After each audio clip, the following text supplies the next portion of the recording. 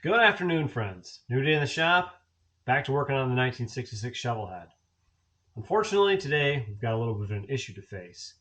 Have you ever had one of those examples where you're tightening on something and you're going from righty-tighty to righty-loosey? Yep, that was me on this guy here. Unfortunately, with the front lifter block, the threads that were in the engine casing here were not in good shape. I thought maybe they'd be good enough to hold, but unfortunately they did not, and 3 of them actually pulled the threads out. I kind of figured that was going to happen, but I wasn't exactly sure. I figured I had to at least try first to see if I could thread them in and they'd stick, but they did not. So today I'm going to attempt to helicoil these things. Now I know I can take this in and I can have somebody welded up and I can have them re-drilled and I can have all that stuff done. I'm hoping to avoid that because I do have the engine cases together and that would require me to take everything back apart. I'm not sure if this is a good idea or a bad idea, but I'm going to try it. I've seen other people do it online, and I've talked to a few different guys, and they said, oh, sure, it will work just fine. I've never done it, so this is a new beast for me to attack. Anyway, we're going to move the camera around, show you what I'm working with, and we're going to start this project. As you can see, maybe you can see this, maybe you can't, but the threads in this hole, and this hole are pretty non-existent. They were in rough shape to begin with. Unfortunately, they didn't make it through trying to put this lifter block in. This one's in good shape, so I'm going to leave that for now and hope that one stays. The threads are real prominent in there. These ones were real worn. So the first order of business is to get a depth on this and figure out how deep this is. Now this cavity here, or these threaded holes, do not go into the engine case. And you want to be careful here not to drill all the way through, because if you drill all the way through, you'll drill directly into the engine case, and I don't want to do that. The biggest thing is you really only want to go as far as the threads go, the inserts go. So what I want to do is I want to measure this. I want to check my threads and see what the difference is. So I've got my calipers here, and I just want to take and get a depth measurement here. So this is my overall depth here. I don't need the exact numbers on that. I just need to know what it is. Next, I do have one of these helicoil kits, and I do have an insert here, and I want to go ahead and I want to check and see what the difference is there. See, because if you take the helicoil here and you put it onto the gauge here, obviously the threads are way down in there. And I don't know that I want this. I don't know that I need it to go all the way down. Maybe I do. I guess it does have to seat on the bottom. So I guess the threads are going to be way in on this, unfortunately. So this requires a 1/4 inch drill bit. And what I want to do is I want to take my bit and I want to take my measurement here and then I want to tape to the line. And I'm actually going to bring it up just a little bit so I don't go too far in this thing. But I want to set a depth gauge on here. So I'm going to grab some of this painter's tape or masking tape, because you don't want to drill into the cases. So what I'm going to do is I'm going to set this here and get myself a nice line here.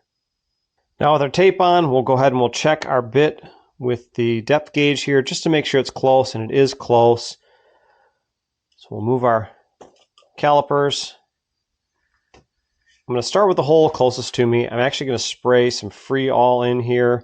We're going to use this as a lubricant, trying to keep everything lubed up so we can get this to drill nicely. And we want to do this as straight as possible. So we're going to take our time here to go slow. I'm going to select this down to 1. So it does go a little bit slower, and then we're going to take our time.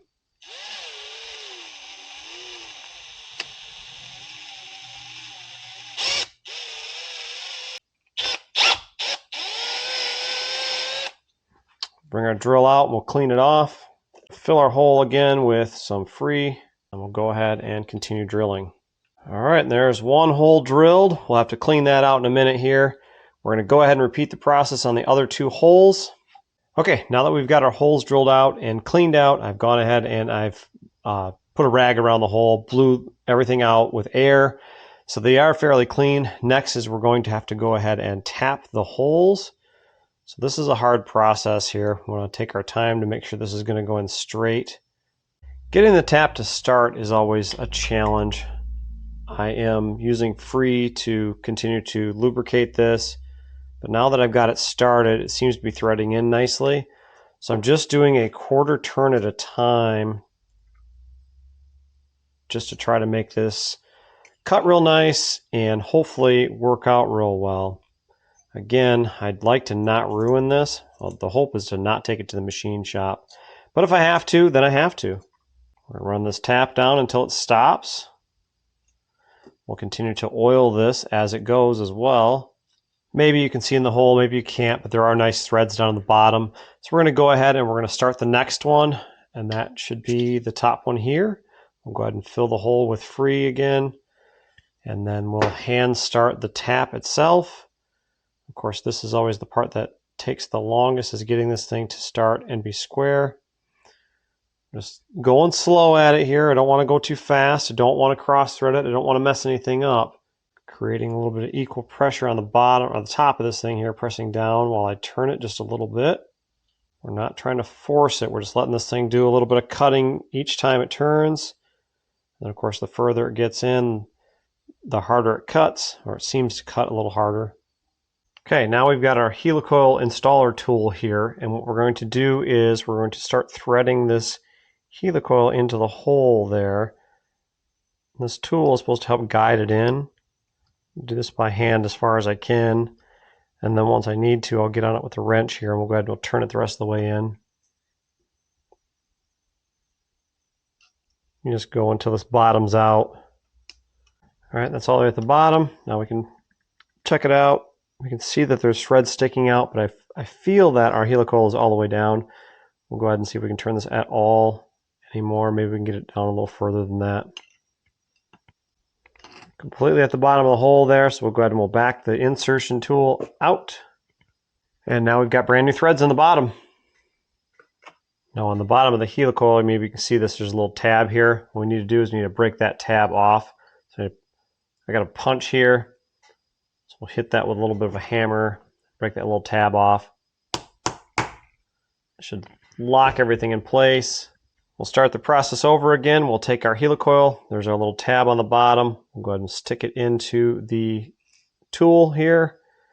And then we'll take our rod that goes into the tool. And we'll start to thread that into the helicoil. And it'll hook up on that little tab. There's like a little screw point on the bottom of that. So we'll go ahead and we'll start to thread this into the next hole. Get our helicoil all the way to the bottom of the hole here. So we'll go ahead and work that insertion tool all the way down. We'll back it back out. Again, we'll break our tab off. Now that we have 3 fresh helicoil holes, we're going to go ahead and take off the tape here. Already cleaned the surfaces real well, so it's time to take the tape off. I don't see any metal shavings laying around, so I think we're safe. Pull our rag out.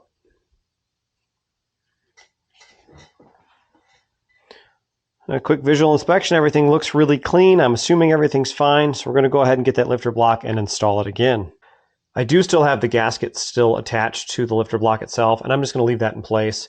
I'm going to pull these out again and try to hold the lifters in place so I don't lose them in the hole. I'll go ahead and slide that block in. With the lifter block back in place, we're going to go ahead and grab our screws out of the bag here, and we're going to start threading them in the holes. We're going to see how this turned out. Again, this one was good, so we're assuming that one is going to be fine.